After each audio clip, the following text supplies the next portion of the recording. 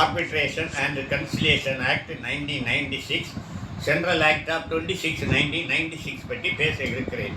இதற்கு முன்னர் பல பதிவுகளில் சட்டத்தை பற்றி லா ஸ்பீக்ஸ் என்ற டைட்டிலில் நான் கொடுத்துள்ளேன். அதை அவ்வளவும் நிறைய பேர் பார்த்திருக்கிறார்கள், நிறைய பேர் சப்ஸ்கிரைப் பண்ணியிருக்கிறார்கள். நீங்களும் சப்ஸ்கிரைப் பண்ணி ஷேர் பண்ணி ஒத்துழைத்தால் உங்களுக்கு தேவையான சட்டத்தை உங்கள் வீட்டுக்கே கொண்டு வந்து தருகிறேன் என்பதை தெரிவித்துக்கொண்டு, இப்பொழுது arbitration and conciliation act 1996, central act 26 of 1996 பற்றி பேச இருக்கிறேன்.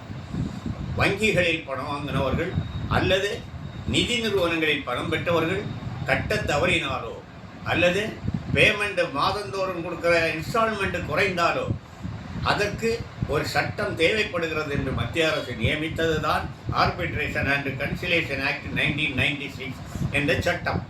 இதில் 87 பிரிவுகளும் 8 ஷெட்யூல்களும் அடங்கியுள்ளது.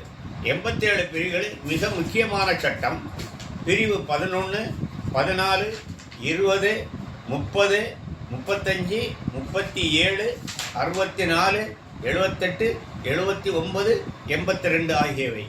இவை அனைத்தும் ஆர்பிட்ரேஷன் அண்ட் கன்சிலியேஷன் மற்றும் பண நிறுவனங்களில் நிதி நிறுவனங்களிலும் வங்கிகளிலும் பணம் பெற்று கட்டாதவர்களையும் கட்ட தவறியவர்களையும் இதர நிதி நிறுவனங்களில் பணத்தை பெற்றுக்கொண்டு தாமதமாக கட்டுபவர்களுக்காக ஒழுங்குபடுத்துவதற்காக கொண்டு வந்த சட்டமே இந்த சட்டம் என்பதை தெரிவித்துக் கொள்கிறோம்.